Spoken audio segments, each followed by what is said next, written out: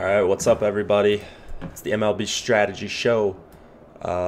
We are waiting for Adam to get his computer rebooted and then he's going to try to join. Hopefully that works out. If not, it'll just be me and we'll just have a quick solo show. We will go through each and every game.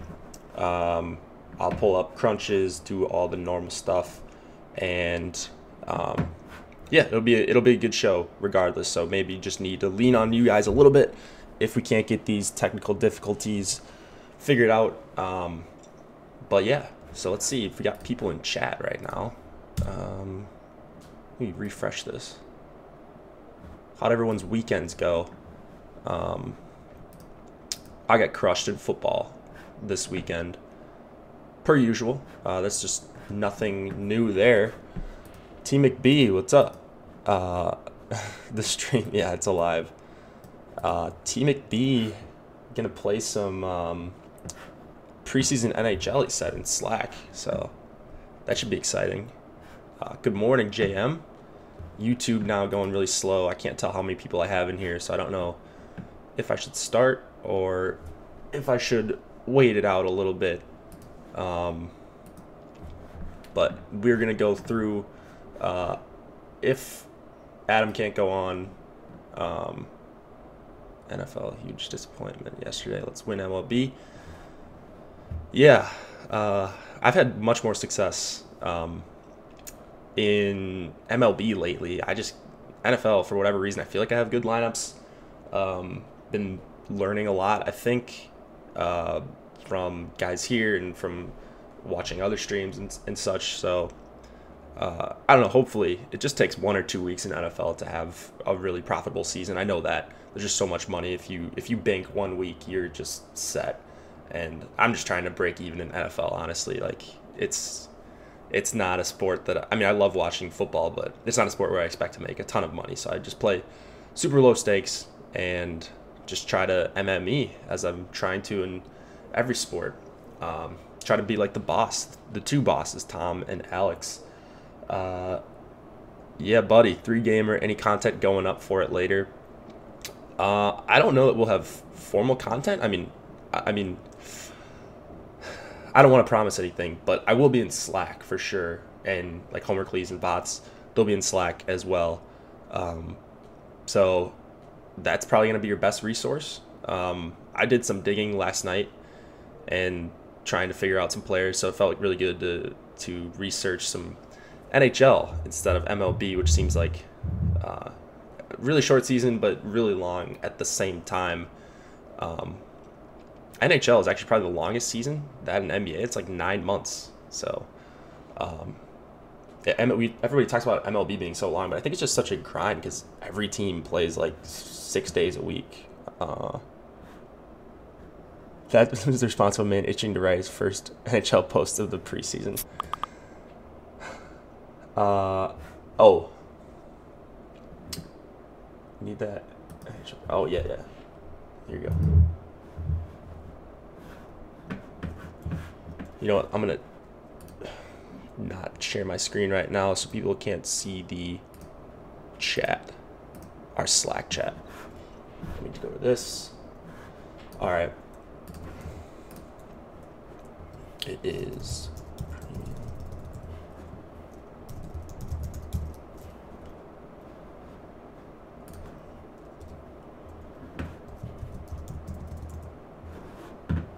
All right, there we go. Let me move that out of the way.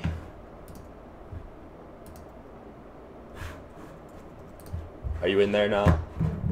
In that NHL chat? Yeah. Adam tech issues. Solo cast? We'll see. We're going to try to bring on Adam. There were just some technical difficulties, so if you can't come on, I'm just trying to filibuster for a few minutes. I wanted to get on because we said we were going to go live at around 9:30, but actually you have to be kind of done at around 10 or 10 my time. So that would be 11 Eastern. I got to go get my car. Just crazy weekend. Topped it off with my car didn't start, so that was good. So it was overnight at the shop. Took down the quarter jukebox Friday night on DK for $250. Nice job, Matt. That's pretty awesome. Is that your first Bink? First GPP win? Yeah, dude. Nothing better than that first GPP win, if that is indeed your first. Yeah, so I mean, I've got a couple this year in that mini-max as I've learned to MME for MLB and hoping they do something similar for NHL. I honestly don't know how much more I can play NHL or how much more I can play the mini-max, but I'm going to play it as long as possible just to try to get as good as possible. I also want to try to max enter. I know there's a $5 NHL tournament on the first, I think it's the first night of NHL, and it's 150 max, I believe. Oh yeah, wait, we might get Adam right now. Here, let me. You guys can't see that, yeah. Okay, good.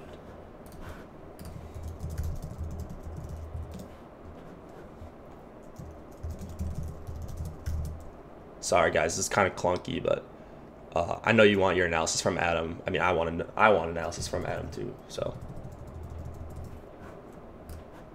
I want to get him on here. All right, let me stop sharing my screen again so you don't see his Skype name or anything.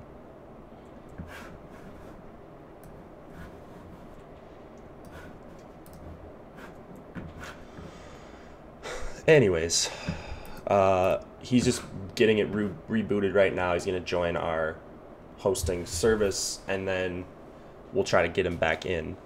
What do you guys think of this MLB slate? I'm kind of struggling with pitching at the top. I want to play Corbin, but man, it's a tough matchup against the Cubs. Even though the Cubs, like, they've been one of the worst teams against lefties on the season, which is weird. Outside of Wrigley, that is. All right, cool.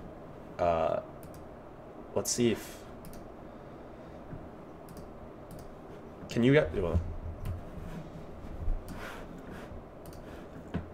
I wonder if they can hear you.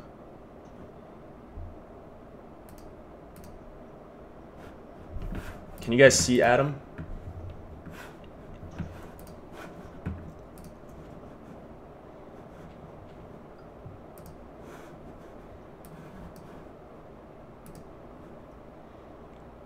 Can you guys hear Adam? That's the real question. See him, don't hear him. All right, let me see if I can do this. All right, now can you hear Adam? Say something, Adam.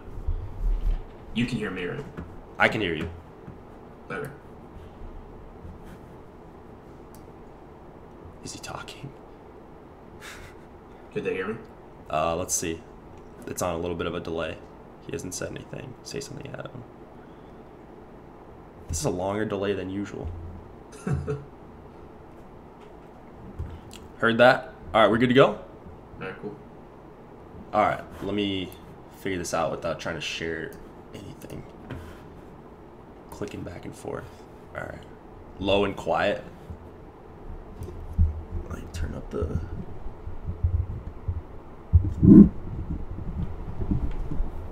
All right, that's probably gonna be a little bit better for them, I would assume. Yeah, okay. We can hear them through you. Yeah, that's the problem. What'd you say? They said they can hear through my speakers. Yeah. But let's see here.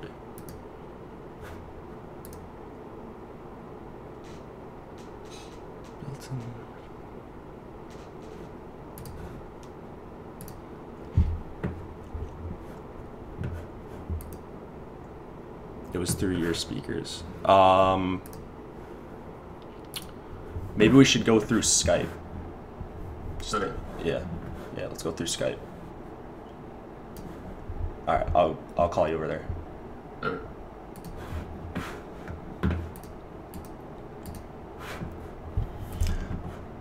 $73 in chat already. That's great. Yeah, that is pretty good. That's pretty good.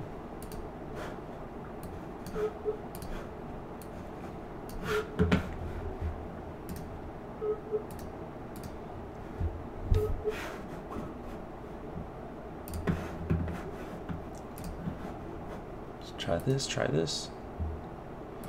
Who do you think is the best 2 cash pitchers tonight? That's a good question. I don't really play cash. I know Adam plays a little bit more cash than me, but I'd probably go with like Corbin and maybe Andrew Suarez. I mean, I hate Andrew Suarez, the idea of playing him in cash, but I seem somewhat safe tonight, as safe as you can be for a $6,400 pitcher. Best DFS channel out there.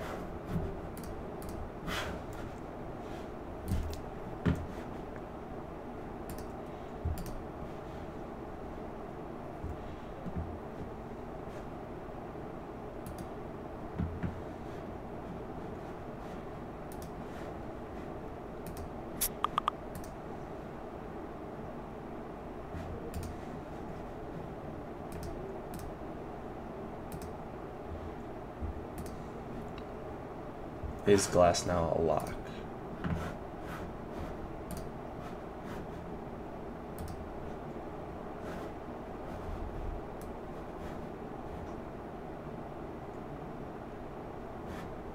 Oh, T McB.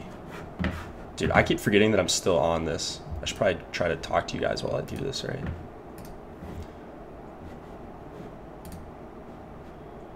Where's Skype?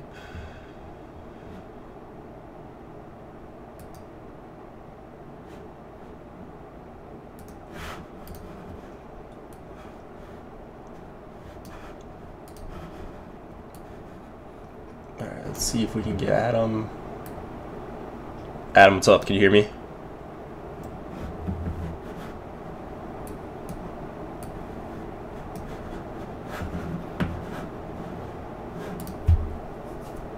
Yeah, can you hear me? Yeah, I got you. Alright. You're cutting out a little bit, but... There you go. It looks like really grainy to me. Okay, alright. There we go. Alright. Let's see if we can get this going.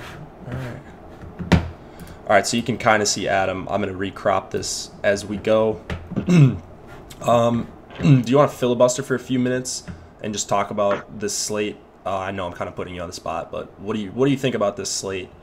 And then just maybe talk about your favorite pitchers if you want. Yeah, so I mean, I just pulled it up, so I'm kind of glancing through it, but I did notice Musgrove pitching. That's a guy that I dug into a bit last time. He had a mediocre start in terms of fantasy points against St. Louis in that start, but obviously it was a tough matchup, and his strikeout stuff I think still looked really good. So he's someone that I'll definitely be interested in against Kansas City and want to dig in more since it is, a really good matchup. Potentially. He's, kind of expensive, but it seems like the strikeout stuff's been better. Eric Fedde's another one at, I think, 5,300 on DraftKings going against Miami in Miami. We saw him pitch really, really well his last time out against Philadelphia. In the start before that, he faced the Cardinals and I think had like one bad inning where he gave up four runs.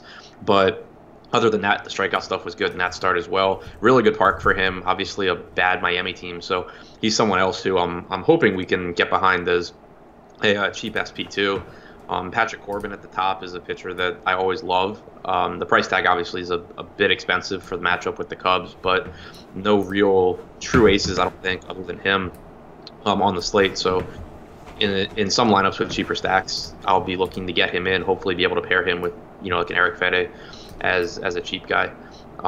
Trevor Richards, kind of an interesting guy to dig into, I guess, facing a bunch of lefties, coming off a couple of bad starts, but a good park, and he's cheap.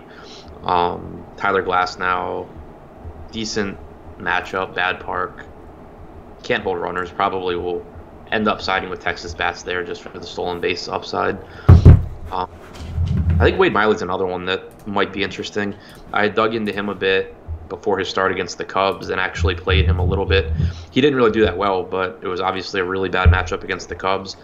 So he's someone that I think will be worth looking at just because pitching on this slate kind of sucks in that there's no real guys that stand out. Like when you first scroll through where I see their price tag and I see their matchup and I'm really excited about them. So it seems like a slate where what's probably going to happen is that the field kind of congregates on to a handful of guys that get talked up all day, but that really wouldn't be chalk on most slates is what normally happens. So on slates like that, I normally try and dig in a little bit deeper on pitcher and look to be a little bit more contrarian and get away from the field. So those are guys to me that kind of stand out as people I think I'll potentially be interested in. Yeah, that's a really good breakdown.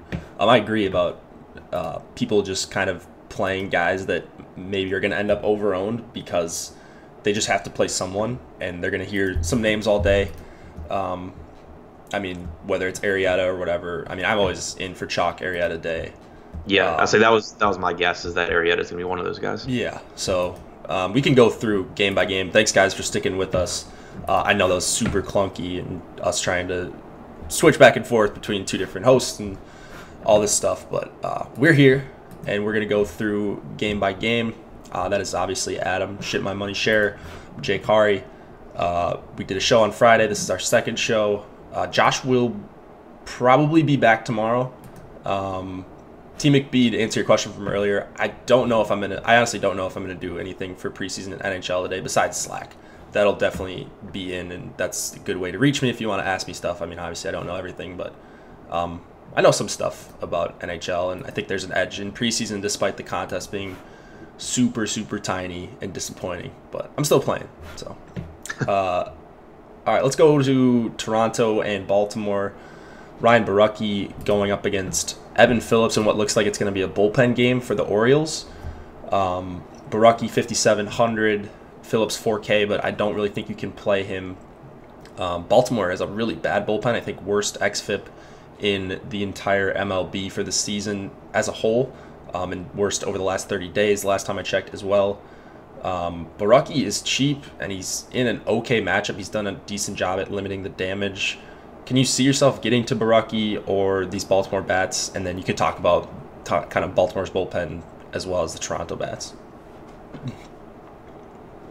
Yes, I mean, with Borucki, I don't think he's someone I'll end up really seeking out and targeting, but if you are running a bunch of lineups, I think he's someone to at least leave in your player pool and maybe have some, just because, I mean, this Orioles lineup, we know that they can strike out with the best of them, and that there's always potential for pitchers going against them, but I think I'll probably end up siding with these Orioles bats. Trey Mancini's still really, really cheap at 3,800. Tim Beckham's too cheap at 3,700, and then Jonathan Villar has been playing really well since coming to the Orioles, but also he's the main stolen base threat on this Orioles team, and despite being left-handed, Borucki's been pretty bad at controlling the running game this year, so I think there's going to be some upside for VR.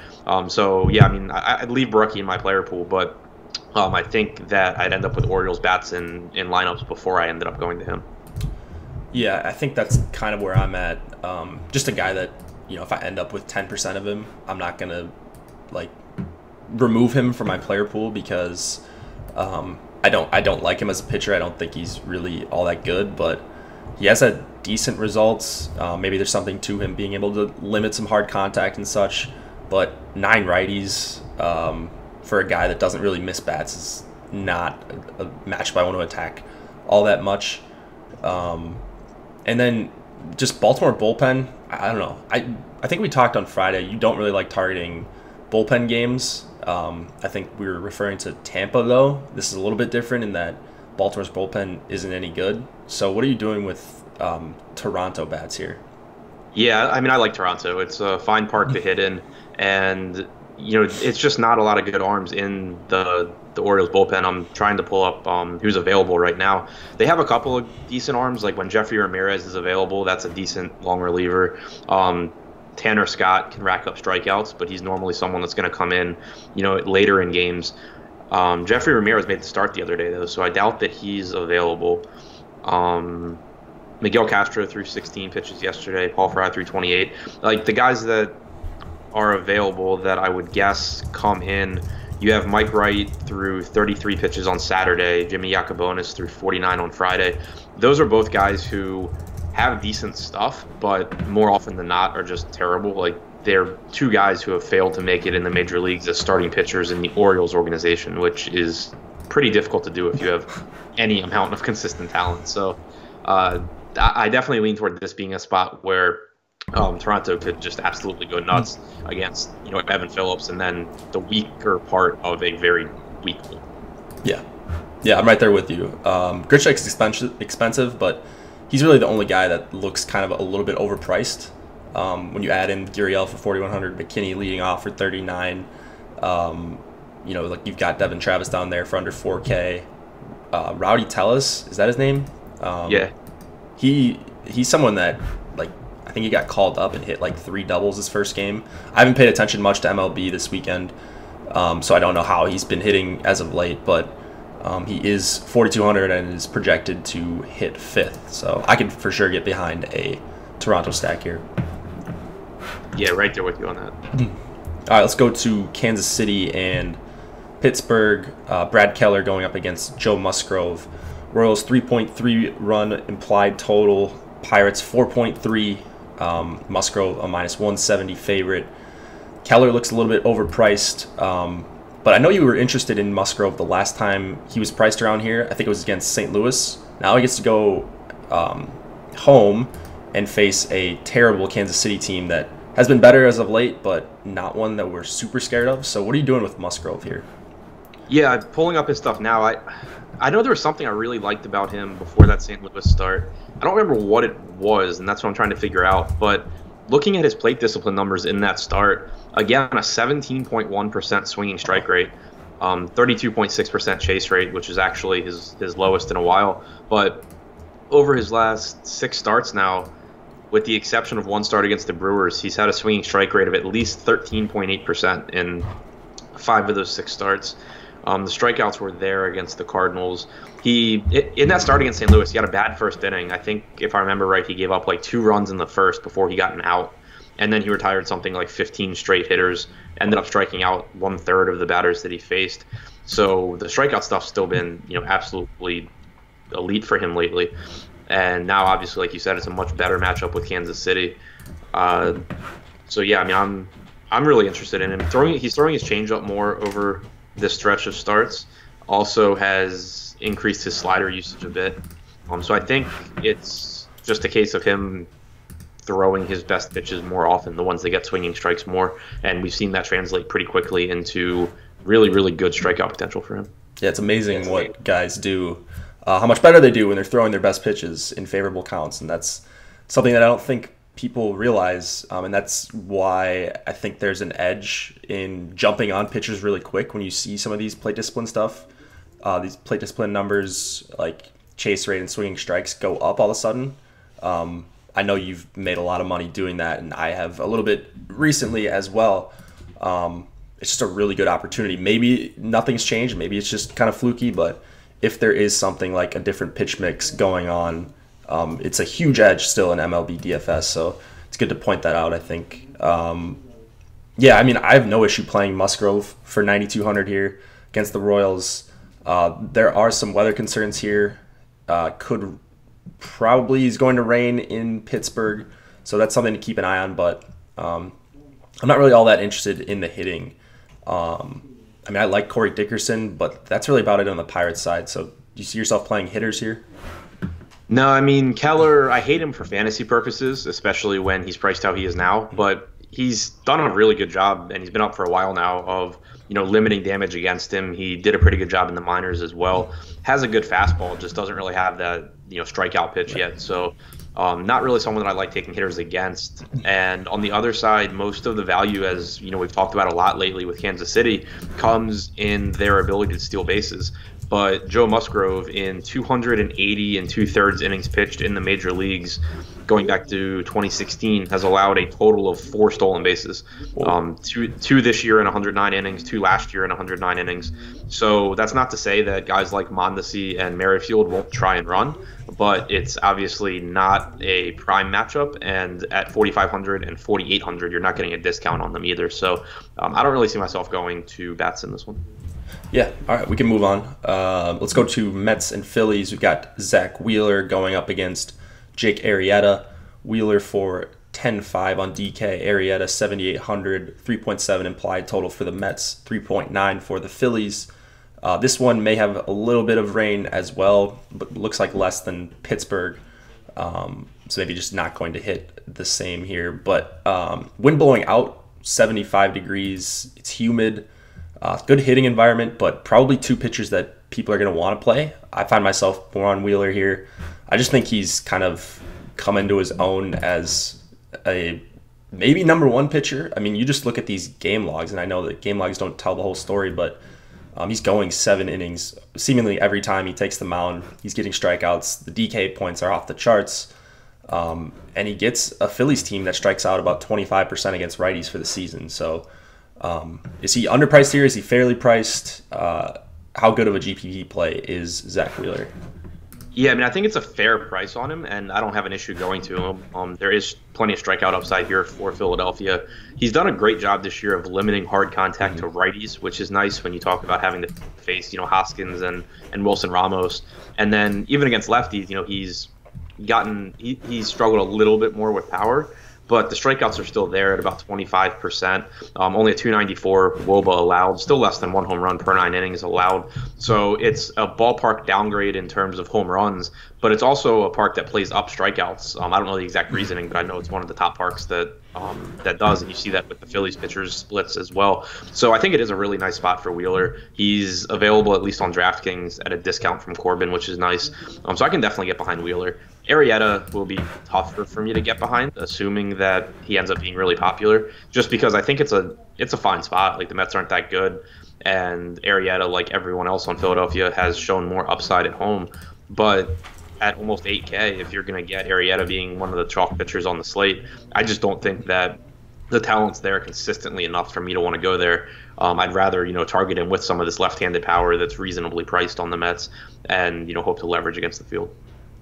Yeah, no, I agree. Anytime Arrieta is chalky, I'm usually on the other side. I mean, I like the idea of taking some Mets bats here, but in practice, I don't really want Brandon Nimmo for 5K, Conforto 4,700. I mean, that's fine. McNeil 4,200 as like a one-off second baseman is okay. I think Ahmed Rosario makes for a really interesting play here. He's got a ton of stolen base upside against Arrieta. I haven't looked. Has Arrieta been as bad this year as he was in recent years at holding runners? Not as bad. I think he grades out closer to like neutral now. Okay. You can still run on him. It's just not, it's not Tyler Glasnow-esque anymore. Yeah. Speaking, we'll talk about Glasnow later. That'll be a fun one, I'm sure. So yeah, I mean, I'd like to target some one-offs against Arrieta, like the guys I mentioned. Bruce for 4,100 is fine as well. I don't know that I'll be getting to a Mets stack. It's a really low implied total. And Arrieta is not someone I just fully stack against no matter what. But I just probably will be underweight if he's going to be 20-25% owned, which I think he may be tonight. Yeah, and I agree with you. Rosario and Bruce are the two that really stand out to me as good plays against him. Sweet. All right, let's go to do you have any interest in Phillies bats against Wheeler? I'm assuming not. No. All right, me neither. All right, let's go to Twins and Tigers. We have Gabriel Moya going up against Jordan Zimmerman. Moya is 4K, but it's going to be a bullpen game for the Twins. Zimmerman 7,300. Twins 4.4 implied total. Tigers 4.7. This is in Detroit, 80 degrees, a little bit of wind blowing in.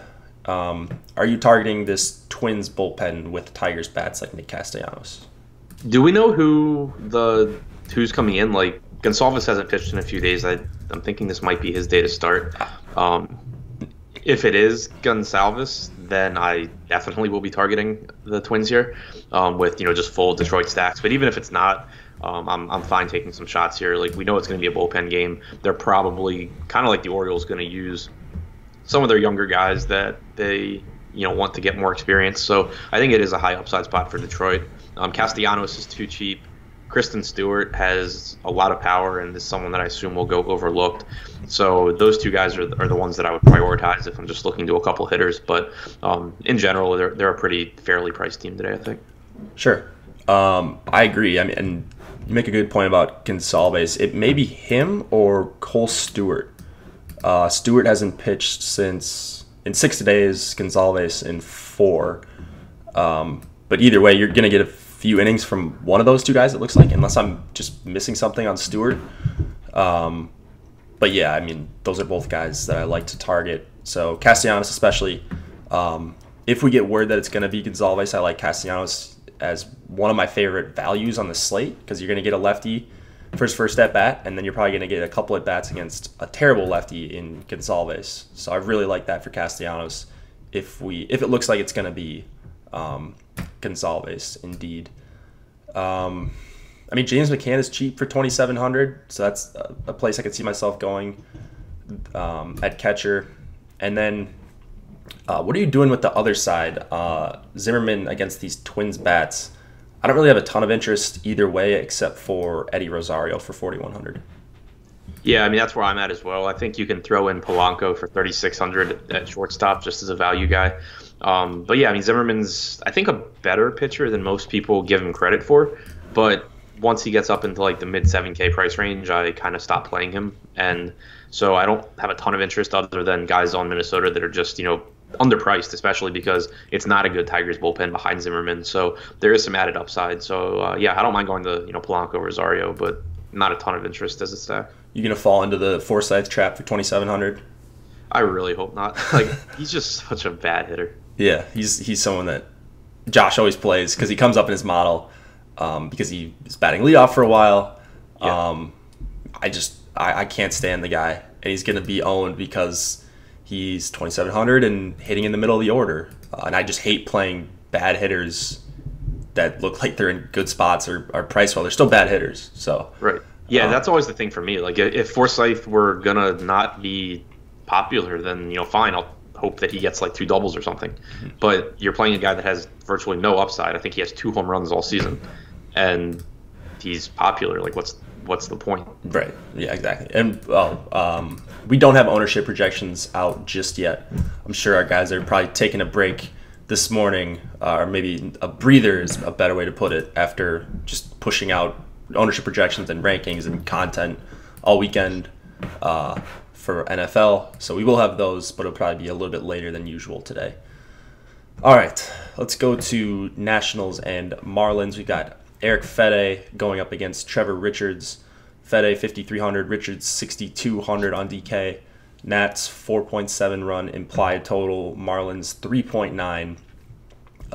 Fede is a guy you mentioned as someone you may be playing tonight for 5,300. Is that just because you're seeing a bunch of righties in this Marlins lineup, a team with little power, and the price tag, or do you see something else in Fede that makes you want to play him? I mean, it's mostly the price tag, the park, and the opponent, but I don't think he's a bad pitcher either. I mean, it's a former first-round pick. The pedigree's there. He came up last year, I believe it was, and struggled a little bit with righties. But when he came up last year, he was basically fastball changeup, and we know that those guys tend to struggle with same-handed hitters. This year, he's been throwing his slider a lot more to righties. It's been an effective pitch for him. We saw him pick up strikeouts against St. Louis. We saw the really, really good outing against Philadelphia, and his price tag just really hasn't moved. So I think if you were 65 to 7,000, then I would start really digging in and trying to figure out how much of it I think is real. But at 5,300, I just still think that there's plenty of excess value for him in this park, in this matchup. Yeah, I didn't realize how many games he's had, with decent strikeout totals. He's had a 6 in there, 7, 9 last time out against Philadelphia. Not walking a ton of guys, a couple each start, it looks like. And the swinging strikes look decent, 11% in each of his last couple starts. Chase rate isn't spectacular, but he did that 11% swinging strike rate without getting ahead of guys on his first pitch. 47% and 40% first pitch strike rate in those 2 starts, but ended up with 7 and 9 Ks. So pretty impressive stuff there from Fede. And he went 100 pitches his last outing, which is another thing I like to see. When you've got a cheap guy in even a bad matchup at 5,300, I think you have to at least look at them if they've got a shot at going 100 pitches, and he obviously does here. So yeah, you've talked me onto Fede pretty quickly. He's going to be someone that I'd play quite a bit tonight, it looks like. Richards, 6,200. Do you have any interest in him? I know he had one big start against the Nats. It was maybe 6 innings, 8 strikeouts, maybe mid-July it was. And that was probably the product of him having a really good changeup. What do you think of Richards against these Nats bats? I have some interest here. It's a spot where I'm going to watch ownership throughout the day. Obviously, I assume that Richards isn't going to be popular, which is nice, especially because his price tag's on the way down after a couple of bad starts. But more so, I'll be watching Nats ownership projections because the more popular the Nats are going to be, the more interested I am in making sure that I have some Richards just for the leverage. Because, yeah, he's coming off of a couple of bad starts, and I never expected him to be as consistent a pitcher as he was for that stretch prior to those starts. But I do think that he's a guy with upside game to game just because of how good that changeup is. He started throwing it to right-handed hitters after his first few starts, which led to a substantial increase in his strikeout percentages. And then he's been really good against lefties all season long, allowing a 319 expected WOBA, 143 expected ISO, 12% swinging strike rate. His issue is walks, and he can put guys on base, and that can start to be a problem. So he's risky, but when you get him at a cheap price tag, no ownership, and potentially as a leverage play, I do have interest, especially on a slate like this where pitching's pretty bad. Yeah, you said he's starting to throw his changeup to righties. Isn't that something we normally want to shy away from? Do you know what makes that different for Trevor Richards? His is just insanely good. Like it's like an 80 grade changeup, and he's thrown it. For overall this season, he's thrown it 27% of the time to righties with a 27% swinging strike rate, a 215 expected WOBA, and a 110 expected ISO. So it's just been an incredibly effective pitch to him to righties and to lefties. Yeah, so that's something because I knew his best pitch was the changeup, and I was looking at just like righty lefty splits last night, and I saw he had a 23% K rate to righties, and it was like 20.7 to lefties. So I was just wondering if there was something to that. But I knew he does throw it to righties. I just didn't know how much success he was having. So that makes me a little bit more encouraged. I think we're going to see Richards super low owned, like easily sub 5%. And I think he's a fine pivot to a guy like Valdez if he becomes popular. Suarez, too, who I also have some interest in. But I'd rather play Richards at like 3% than Suarez at what could be like 30. Depending on where ownership stands. So, yeah, Richards for sure. And then are you going to be off the Nats bats? I think for the most part, I'll probably end up being underweight on them. I think there's more upside here in full stacks than there is in one-offs, and that's probably what I'll end up doing. Yeah, all right. Sweet. I'm right there with you. So let's go to Cardinals and Braves. We've got Miles Mikolas going up against Mike Foltynewicz. Mikolas 8,600, Folty 10.8, 4-run implied total for the Cardinals, 4.5 for the Braves. Decent hitting environment tonight. A little bit of wind blowing out, 80 degrees, a little bit humid in Atlanta. But these two pitchers aren't guys that I normally find myself targeting against. I mean, I don't mind some lefties against Mikolas in the right matchup. But what are you doing with the pitching in this game? Do you like either guy, Folty at 10.8 or Mikolas at 8,600? I think I have some interest in Folty. Facing a mostly right-handed lineup, he's allowed like a 260 WOBA, 27.8% strikeout rate to righties this year. He's been really good. It is a tough lineup for St. Louis, and we've certainly seen them get to their share of good pitchers this year. So I think I would prefer Wheeler at the same price point, but don't have an issue with Folty. As far as Mikolas, I just don't know what kind of upside he has here. I mean, he's not a high strikeout guy anyway. Now he's going into Atlanta and facing this Braves offense, which is very difficult to strike out. He generally does a good job limiting damage, so I'm not really excited about Atlanta, although I do think 4,600 for Freddie Freeman is a really nice price point. But outside of that, I think I'll probably not have much Mikolas or Atlanta hitters. Yeah, I mean, Freeman's the guy I was eyeing down, just too cheap for him against a guy that does give up a lot of line drives, especially to lefties. Acuna 5,500 and guys like Camargo and Suzuki righty just doesn't make it a really appealing stack for me. And then I don't really like Mikolas all that much. I mean, I feel like I've kind of cashed out on him. I was on him in his last start and he did well, 7 innings, 7 strikeouts, but I wouldn't expect him to post a strikeout per inning, especially not against a team that doesn't really strike out in the Braves. So Folty, and then I agree with you on Folty as well. Just tough for me to play him when I think Wheeler's in a better matchup, a higher upside spot. The Cardinals, for all these righties they have in their lineup, and now they have one less with Adams in there, but they don't really strike out that much. Like Jose Martinez doesn't really strike out. Ozuna, not a big strikeout guy. It's really just like DeJong. Yachty doesn't strike out, so like I used to target righty pitchers against them, but I've kind of shied away from doing that as of late. Yeah, right there with you. I mean, it's a pretty tough lineup still, even though it's right-handed heavy. Yeah. All right, let's go to Reds and Brewers. This one of the highest totals on the night. We've got Anthony DeSclafani going up against Wade Miley. DeSclafani 5,800, Miley 7,200. Looks like I'm probably going to be on the Brewers onslaught here. 5.1 implied total for them. I want to hear your take on Miley, because he's not someone I was really looking at last night, but you mentioned him off the top of the show. And what do you see in Miley here against this Reds team? That's what I'm trying to figure out right now, actually, because I know in that last start against the Cubs, I had found something on him that, of course, I didn't write down. But his stuff had looked a bit better. Wasn't real impressive against Chicago, but again, it's a tough matchup with the Cubs, and it was the second time he'd seen them.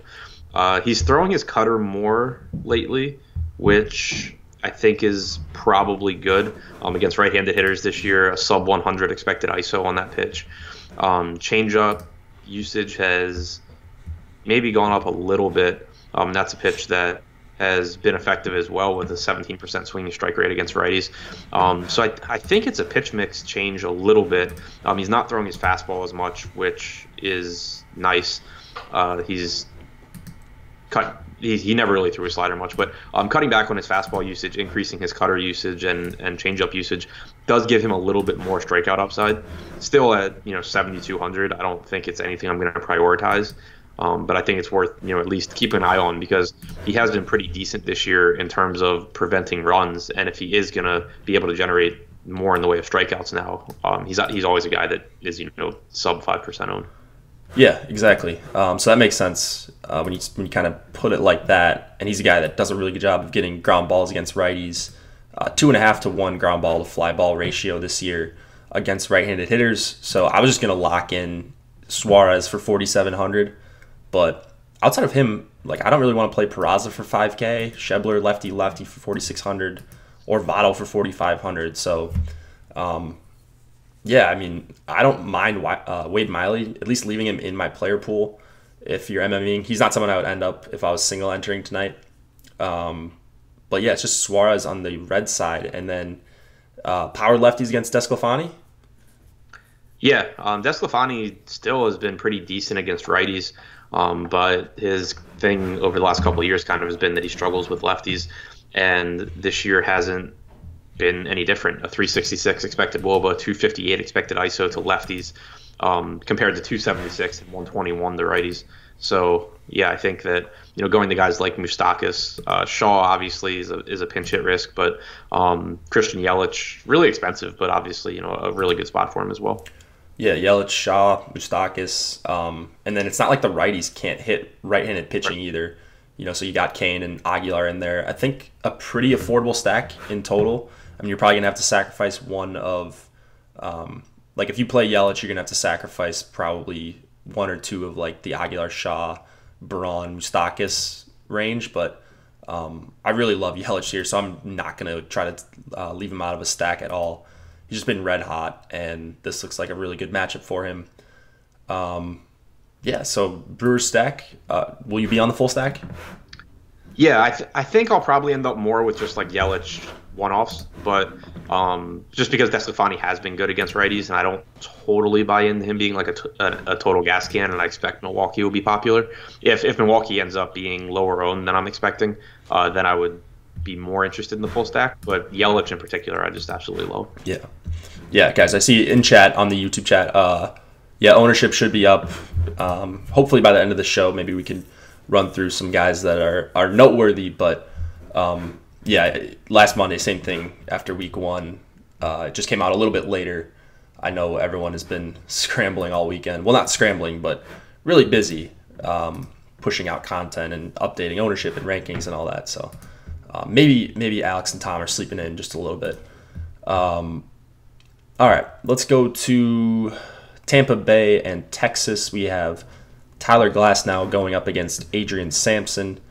Glasnow 7,900. Sampson 5,600, 5.7 implied total for the Rays, 4.9 for the Rangers. So Glasnow, I mean, can you play him in this weather? It's 90 degrees, pretty hot for a September game. This is the hottest outside of Arizona, but that's going to be roof closed, it looks like. I don't know. I mean, what do you do with Glasnow here? I like the Rangers bats, but I'm probably going to have both sides of Glasnow versus the Rangers bats.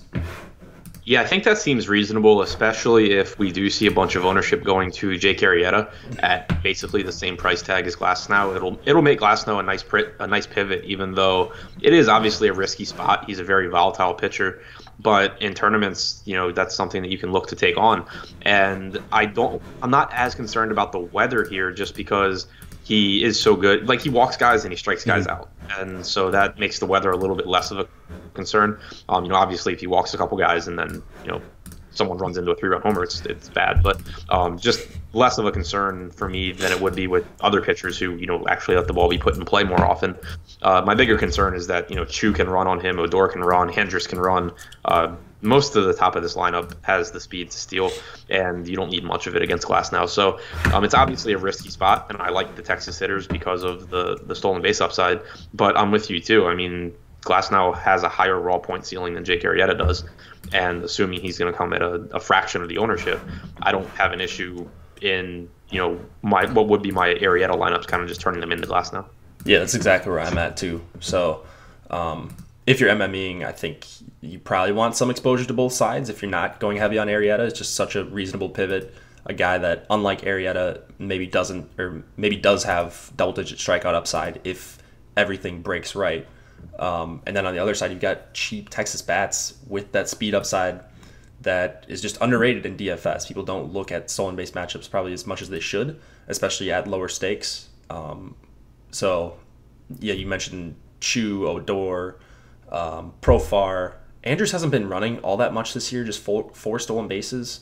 But I would assume he can run if Texas is sharp enough to know that Glasnow on him if they can get on. But I think it's going to go one way or the other. Either Glasnow is going to be walking guys, putting guys on base, and then you're going to have guys like Gallo and Profar and Beltre hitting with guys in favorable positions, or Glasnow could just go out and strike out everyone. So yeah. I like playing both sides of this. What about? I would think the only guy in the lineup that can't steal on Glasnow is like Beltre. Yeah, that's the one guy. I don't know. Ronald Guzman has speed in the 9-hole? Yeah, he probably wouldn't either, I guess. Okay. Chirinos, I think, can. Like, he's got two. Chirinos has 2 steals this year. Beltre and Guzman each have 1. Like, the bottom of the order, Gallo we know can run, but the bottom of the order obviously is tougher with Chirinos and Guzman, but I mean, we've seen Mitch Moreland, JD Martinez double steals on this guy. Yeah. Not the most fleet of foot guys. Adrian Sampson going for the Rangers, and he's more stretched out than I anticipated. He threw 78 pitches in his last outing, put up a decent DK score, got double digits against the Angels. But I don't think I see myself going to him. And the Rays, the highest implied total on the board by a good margin. It's up to 5.7 now. I mean, what are you doing with Rays bats here? These aren't like the biggest names, but guys like Choi and Tommy Pham, I have no issue playing even for elevated prices. Yeah, I agree. It's such a big ballpark boost. I mean, these are guys that normally hit in one of the worst parks for power in baseball. Now you get them going to Texas in 90-degree weather. Yeah, like Malik Smith's actually been an above-average hitter this year. As surprising as that is, Choi has power, Pham has power. Kiermaier, Bowers, Adames, like, they're inconsistent hitters, but they do have upside, especially in these hitting conditions. So, yeah, I like Tampa stacks here. Yeah, I wish we had ownership so I could see kind of what we're expecting this morning, but I have to imagine they're going to get talked up because of their 5.7 implied total. There's no Coors on the slate, so this is the closest we have. And like, everybody has jumped on the play guys in Arlington train this year. It seems like some nights it's higher owned than Coors, which is kind of crazy. Yeah. But yeah, I guess Texas is the perfect team to play in this kind of weather, just because they're trying to hit home runs every time. Yeah. But Ta Tampa ownership, I think, will be interesting to me. I'm curious to see where it comes in, just because obviously they have the high implied run total, and everyone knows it's a good park, and no one knows who Adrian Sampson is. But on the other side, like, I don't know that people are actually going to click in $4,900 Malik Smith or $5,100 Kevin Kiermaier. So yeah, I'm actually curious to see where that plays out. I could see Milwaukee being higher owned than Tampa just because of the prices. Yeah, you make a good point too, because I don't think, and I'm running the crunch right now, but I don't think the Rays are going to pop up that much in optimizers, especially ones that don't take into account park factor, maybe like implied totals, because if these guys are just getting like a 10 to 20% increase in price tag, like every one of them. So maybe they won't pop up as much as I thought. Like I didn't see Kiermaier for 5,100. Bowers is fine, but in the 8-hole for 4,200, that's not that favorable. We've got an unknown catcher expected to play. I can't even pronounce his name. Nick Chufo, I think. Chufo? Yeah. I think so. Something like that. Yeah, so maybe not as high owned as I originally thought. Yeah, I mean, I think the prices, like, I think they are overpriced. The reason that I'm still interested is just because there's not really expensive pitching that I'm in love with. And so assuming that, people do go to other teams over Tampa Bay, I'll kind of pay a premium for these bats, assuming that I get relatively low ownership because of the prices, and I don't feel like I'm sacrificing a ton of pitcher. Yeah, okay, so we do have ownership out. And this is just the first run at it. Yeah, so we see some guys in the high teens, low 20s. Yeah, that's definitely something to keep an eye on the Tampa Bay side. That is, Texas doesn't look all that popular outside of like Andrews maybe and Odor, but Texas looks like they're lower owned as a whole, which is interesting because I thought because of their pricing, maybe they would get higher ownership compared to Tampa, but maybe people just don't want to target against Glass now because he is somewhat of a name in the industry. Yeah. They haven't been lately, because I always stack against him just because there's so much upside if he's putting guys on, and I'm kind of always surprised at how low owned even like good base stealers are against him. So yeah, I wouldn't be surprised if Texas comes in lower owned than they should at their prices. I think your camera's frozen. I'm watching it back on YouTube. I think you've been frozen. If you want to just restart that. Okay. All right, we ready to move on here? Yeah. Cool. Seattle and Houston, we have Wade LeBlanc going up against Framber Valdez.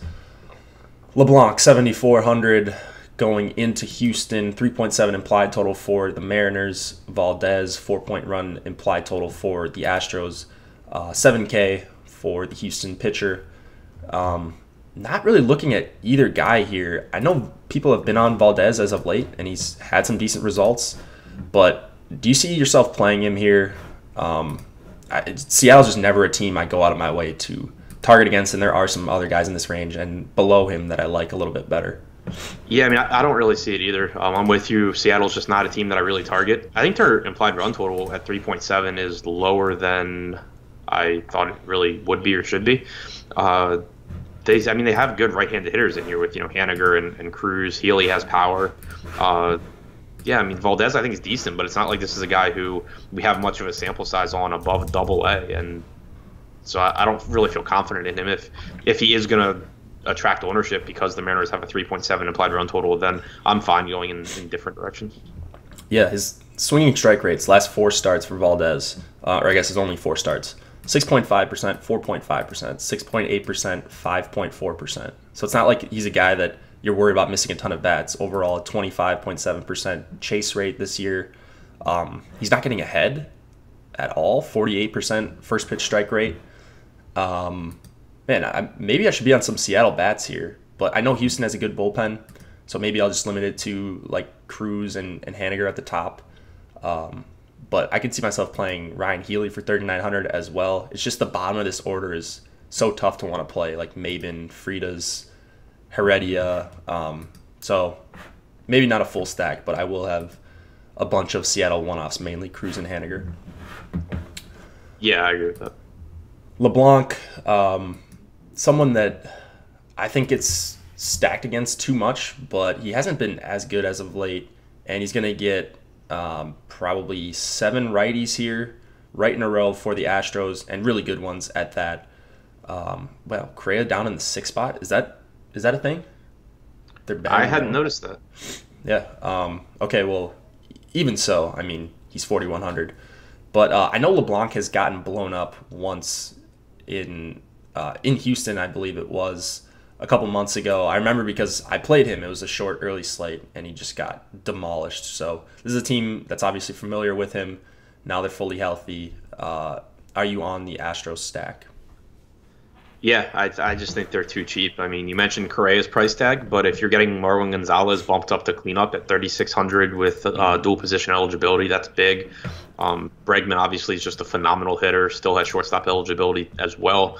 Altuve, kind of a fair price for him, and Springer as well. I just think there's so much upside here for these Houston bats at reasonable price tags that I will take my chances against a pitcher who I agree with you isn't as bad as people give him credit for, but he still does benefit from pitching in Safeco Field where he's not tonight, and he's still not a guy that's going to miss a ton of bats, especially against a team like Houston.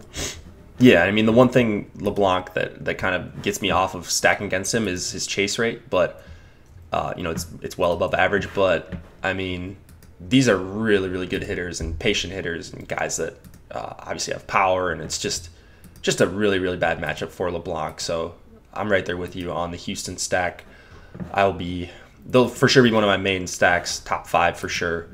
And we can move on to the Cubs and Diamondbacks. We've got Kyle Hendricks going up against Patrick Corbin. Hendricks 7,700, Cubs 3.5 implied total. Corbin 11.9, Diamondbacks 4.1 implied total. One of the lower totals on the night. You've got 2 respectable pitchers on the mound. Corbin more than Hendricks for me.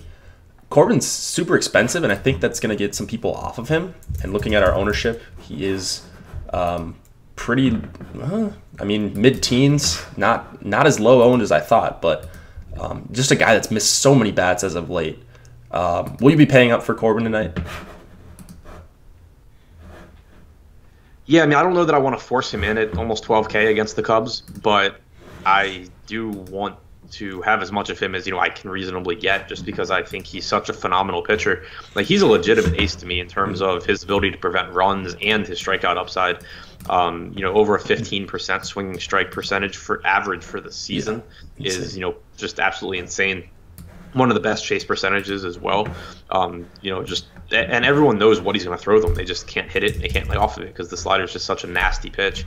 Obviously, it is tough to strike out a lot of these Cubs, and that makes it tough to pay a premium on him. But I just think he's such a better pitcher than pretty much anyone else on this slate that I'm willing to try and get him into lineups where I have cheaper stacks or where I have Eric Fede, especially if it seems like people aren't going to force him into their lineups.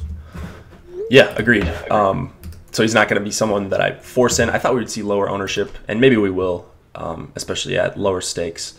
But almost 12K I think is a fair price tag. I thought most people would see this and just say, oh, Patrick Corbin going up against a tough Cubs team, but the Cubs and be off of him. But the Cubs have actually not been great, especially against lefties on the road this year for whatever reason.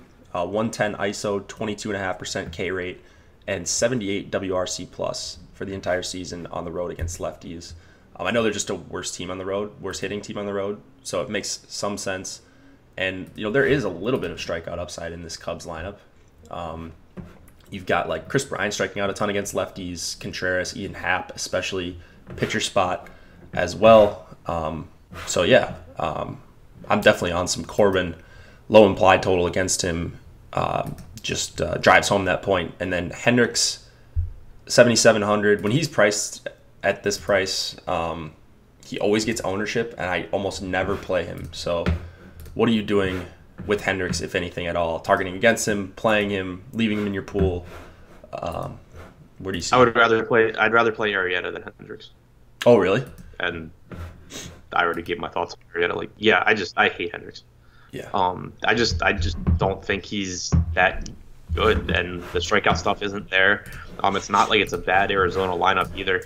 I would take Arrieta over Hendricks. I'd rather play Glasnow than Hendricks. I'd rather get out of the price range than play Hendricks. Yeah, just such a better real life pitcher than the DFS pitcher. And for whatever reason, I don't understand it. He always gets ownership, and I'm never there with him. I don't know what it is, but I just think he's always like 1,000 overpriced and just doesn't have upside. He almost never kills me when I fade him. Yeah, exactly. It's just so hard for him to beat you if you don't have him. Yeah.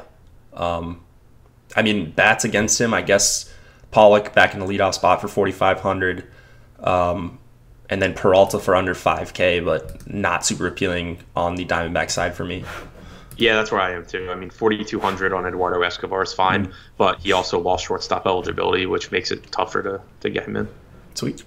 All right, let's go to Giants and Padres. We have Andrew Suarez going up against Brian Mitchell. Suarez 6,400, 3.7 implied total for the Giants. Mitchell 5,900, 3.8 implied total for the Padres. So two cheap pitchers. Suarez is someone that I know some people like playing, especially when he's at home. He's not at home, obviously, but he is in about as favorable as a park as you can get outside of AT&T. So Suarez for 6,400. I mean, I like him, but I just think he's going to get talked up as the day goes on, and that's not really something I'm interested in as far as a chalk Andrew Suarez against a bunch of righties. Yeah, I mean, I don't have a problem with him, but I also don't think this is a really bad Padres team, at least as far as right-handed power goes. And while Petco is a pitcher's park, it's nowhere near as favorable as AT&T is. Yeah. And, you do have, like, Francisco Mejia being in this lineup. That's another pretty good hitter. Obviously a top prospect in baseball. Up at the top, you have a healthy Myers. Like, Renfroe has all kinds of power. So does Reyes. He's cheap enough that I don't mind taking, a chance on him. But it wouldn't be surprising to me at all if he gives up a couple of home runs here to the right-handed power the Padres have. Yeah, he's someone I wrote up, but just as like kind of a cheap guy in this range before I kind of looked at Fetty. But yeah, you make a good point. Renfroe, Myers, Mejia, these guys all have power. Franmil Reyes as well. He's someone that I'm definitely going to have Padre stacks against if he's going to be in this 20 to 25% range. I just think he could become really bad chalk if he's going to flirt with that kind of ownership. So yeah, I like some of these Padres bats a little bit, as well as Suarez. I'm definitely going to have exposure to Suarez. Yeah. It's just not as much as I anticipated last night. Mitchell for 5,900. I don't really think this guy's any good. He's not someone that's going to miss a ton of bats or anything. But he did throw 78 pitches in his last start, 83 the start before that. So he does have at least a chance to go 5 or 6 innings here. Do you have any interest at all at 5,900? No, I think he's one of the worst starting pitchers in baseball that we see on a regular basis. The Padres bullpen is good, so that makes me not real excited to take the Giants, although I do think they're worth considering if you are looking to fit in expensive pitching. Like, I haven't played around with it, but I imagine you could fit like a Wheeler and a Musgrove or something like that with a Giant stack with how cheap they are. And it is a park upgrade for them. Like, it's still not a great hitter's park, but it's much better for left-handed power than AT&T. And, you just have such reasonable prices on really everyone in this lineup. So I don't mind, maybe having some San Francisco just as a way to completely like build a contrarian lineup paying up a pitcher. No, that makes sense. Yeah. What was I going to say? Oh, I saw like a Ryu Musgrove with Giants and Brewers. So yeah, you can definitely use them as fillers at the very least against a guy that we both think is pretty bad. Let's see. Anything else in this game? I don't really have anything more to add. All right. Nothing else for me. This one's going to be super interesting, I think. Colorado and LA, the Dodgers. Last game of the night. John Gray going up against Hyunjin Ryu. Gray 8K, Ryu 9K. Rockies 3.3 implied total, super, super low. And then the Dodgers with a modest 4.3 run implied total. John Gray, what are your thoughts on him? I can't remember. Was he pitching the last time we talked? No, that was Friday, so he wasn't pitching then. But I know you've talked about him a little bit, maybe on the process show with Josh. Do you think he's right now? Because I am starting to think he's not. I'm concerned because I don't really know what to make of him, but he had those 2 really bad starts where I was very concerned because his velocity was down across the board and his slider usage was way down. And that's a pitch that he really needs to throw to be effective. And it was really alarming to me that he just wasn't throwing his best pitch. And I was concerned that, that combined with the velocity, like maybe he's not right. But then he came out and the velocity ticked back up and the slider usage went back up. And so I thought, okay, maybe it was just like a blip. But then in that last start, slider usage back down, velocity back down a little bit. Swinging strike stuff was surprisingly good, but still wasn't getting a lot of chases, still wasn't very effective. So I'm not convinced he's healthy. And on top of that, I'm pretty firmly believe that if you just never roster a pitcher against the Dodgers, you probably make money over the course of the season. So the fact that he's, not there's always upside with him, but just the fact I'm not convinced he's completely healthy. It's such a terrible matchup in terms of a lineup that has a ton of power and the lineup that works deep in the counts that I just don't see me really getting to him. Yeah, no, 100% agree. And I just kind of wanted to get the okay for a Dodgers stack because this is a team I love playing, especially when they're cheap and especially against a pitcher that, maybe he's fine, but there's a good chance that he's not fine right now. And I like that he's coming off a start with decent results because that's going to maybe get people off of the Dodgers. So, yeah, I love LA here against Gray. If he's not right, he could get absolutely teed off on him. He's got troubles with some power already. So guys like Muncy and Bellinger and Grandal, I think profile pretty well against him. And then like the righties, Machado and Turner, there's just absolutely no breaks in this Dodgers lineup. So if he's not right, it could be a really quick start for Gray. So I love Dodgers bats here. Are you going to be stacking them up? Yeah, I like the idea just because I don't think it's not like you're going to have to allocate a huge part of your player pool to Dodger stacks to be pretty significantly overweight, I don't think. And it's a team that I also think if you were to just stack the Dodgers every single slate, regardless of pitcher, that you would come out ahead. So, I have no issue with it. Yeah, it seems like I stack them up every night since they got Turner and Machado and just got healthy overall. And Muncy's obviously been fantastic. Ryu, 9K. You get Colorado outside of Coors. Righty-heavy lineup, but that's not something I think we should be super concerned with. I'm talking about a guy like Ryu. He's got a 270 xFIP against righties this year, 35% hard contact, under 20% line drive rate, a .97 whip, 30% K rate against righties this year. Are you playing Ryu tonight? Yeah, I'm trying to pull up. I don't remember how deep he's been going into games, and that would be my only concern. He's a Dave Roberts pitcher, so I think that's always worth considering. Pretty much every star he's going like 85 to 90. So that's an issue when you talk about a guy being $9,000. But I do believe in him being a very good pitcher. His strikeout stuff this year has been much better than we'd seen in the past. He struck out almost 31% of righties, and I didn't buy into it at first. And again, I don't remember exactly what the change was, but I did go back through his pitch types this year compared to his previous years, and he's throwing, I don't remember which pitches, but he is throwing some stuff more than he was in the past. He did cut out some stuff that wasn't getting him swinging strikes. So I do buy into him actually getting, a very above average amount of strikeouts here. So I love the matchup. I really like the pitcher. My only concern would just be, that he has to be really efficient and pick up strikeouts at the same time in order to really hit a ceiling at $9,000 in less than 90 pitches. Yeah, that's kind of my one concern too. Just with all Dodgers pitchers besides Kershaw, really. 85 pitches. I mean, he's probably limited to about 6 innings if things go well.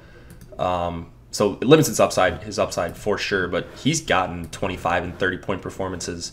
I mean, not as of late, but like in April when he was pitching really well, and he's back to kind of being at that level, under 90 pitches, racking up 8 and 9 Ks.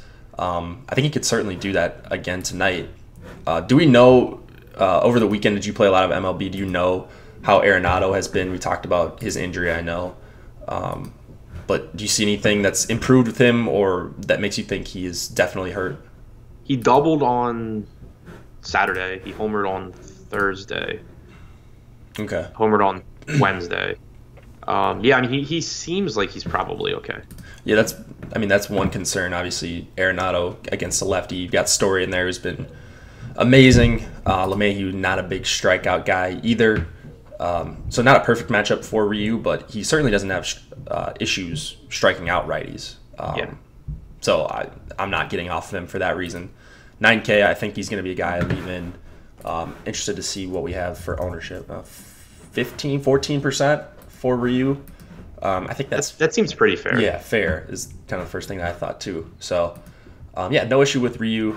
I'm going to pull up some crunches right now, and then we'll get out of here. Here we go. So one thing I did I just thought about it when we were talking about Ryu, and we talked about him. We talked about Musgrove in that 9K range. Musgrove kind of has had similar issues. I think his may be a little bit more performance related, where he just keeps getting pulled at 90 pitches because he hasn't been all that effective in terms of results. But like comparing them to guys like Corbin and Zach Wheeler, I think that it is important to keep in mind that Corbin and Wheeler, like, they're treated like, legit aces that are gonna, assuming they're pitching well, they're gonna go deeper into games than Musgrove or Ryu. So I think if you can get up to that top tier without sacrificing much, it's something you should probably try and do. Yeah, agreed. It's just, I don't know, I think that's something that I've paid more attention to is just, can you go 100 pitches? Can you get that extra strikeout? Can you get that extra inning pitched? It makes a big difference over the course of a year if you can get a few extra points out of your guy, especially at a 12K price tag like Corbin. Yeah. So and especially talking about upside, because like it's not something that at least for me, I don't really factor it in that much when I'm looking for like a median projection, because we know that pitchers, like their 100th or 90th plus pitch tend to be less effective pitches. But just in terms of upside, I mean, getting that extra inning or two. Corbin's actually been getting pulled earlier than usual lately as well. Has not gone over 100 pitches since August 8th. Just living like in the 95 range. Okay. Yeah, I mean, it's fine. Like with him, he can get 10 strikeouts in 6 innings, so it's not all that concerning for me. I don't know why the ownership or the exposures get all messed up when I pull up Country, but that's not 198%. I don't know what that is, but we'll remove that filter. Any team you want to look at as a team stack? I did 5-2-1s. Is there anyone that you want to see kind of how the build looks with them? I think Milwaukee. Okay. Let's click on Milwaukee. Here, let me share my screen with you quick so you can see it at the same time. Tampa would be a good one too with those prices. Yeah, for sure. There we go.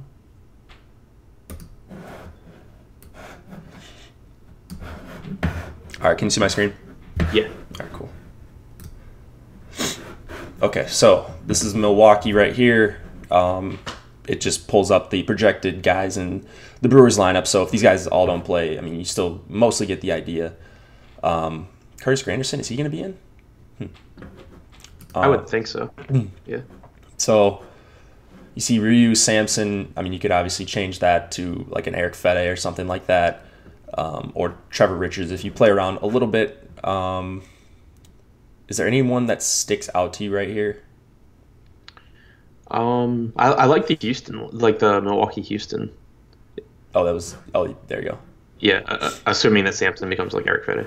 Yeah, so you can switch that around, go to Fede, and then you still have, I mean, you could go, there you go. I mean, a 5-3 with Houston and Milwaukee. I mean, not the best parts. There's no Yelich in there, but you could still play around and make that a really, really good-looking lineup. Yeah, I think, like, with that first one, you can kind of do this too. Like, I don't know, if you ended up dropping a pitcher or dropping one of the Dodgers, you probably can get Braun up to, like, Granderson and have, like, a good stack. Yeah, for sure. So you could go to here, go to, like, Trevor Richards. You're playing a chalk team with another chalk pitcher. You got a 2% owned guy with some upside, and then you could get up to a Granderson. You could probably change out a Joe Mauer to a guy like Gurriel, even though he hasn't hit lefties well at all this year. But you get the idea. I mean, yeah, you can make it look a lot better than I expected for these Brewers prices with Yelich in there. You want to look at Tampa now? Yeah. All right, let's go. I don't think I gave you any. Oh, really? All right, we'll make some quick.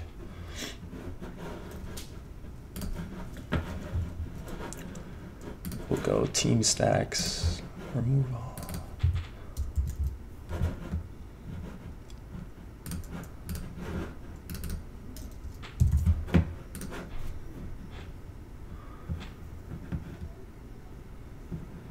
All right. Well, at least we got a couple here. Yep. Full team Miley. Wow. So Sucre, I don't know if he's gonna be in, but you could get down Fulte, or you could drop down from Miley to a guy like even Fede if you do that. 5,300. He's gonna open up a ton. Now you got $1,900 to play with.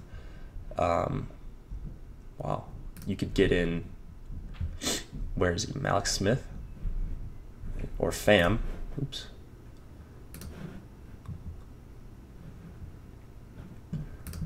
There you go. Is Lowe gonna play or Lau? It's Lau, right? Yeah, it's Lau.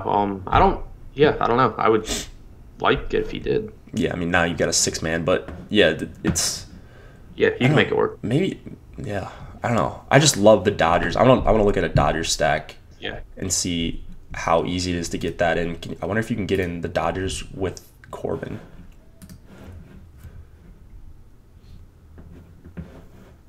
All right.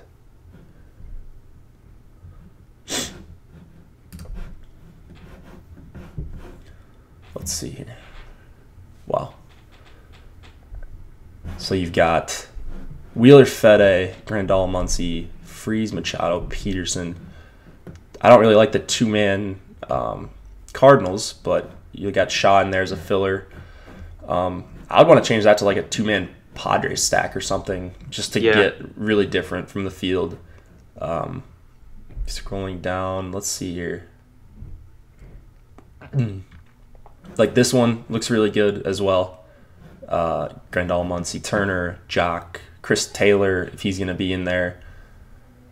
Markakis Albies. Wow. Houston, LA. Have to switch out Sampson, but again, you could get to Fede. You could switch some stuff around and get to a guy like Richards or Suarez. Wow. Yeah, I really like the Dodgers here. Any other teams you want to look at? No, I think those are the 3 that I was most interested in. All right, and then we got a question from Travis Wade.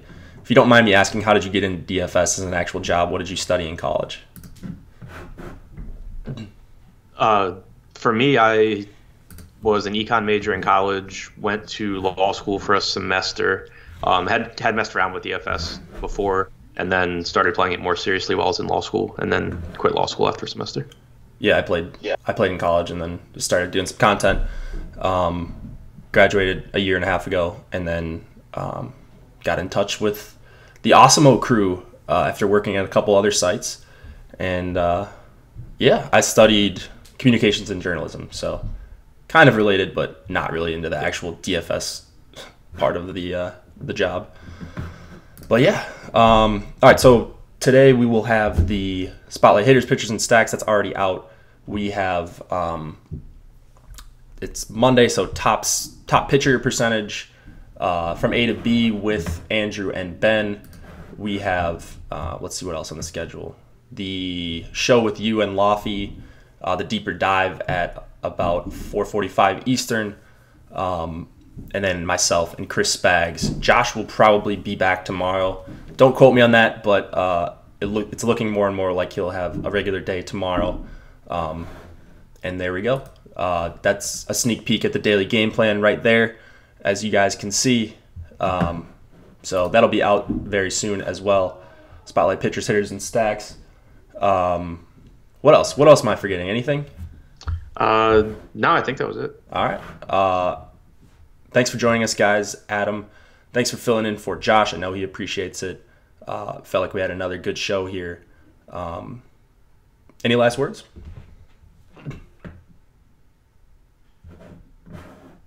All right. That will do it. Thanks for joining us.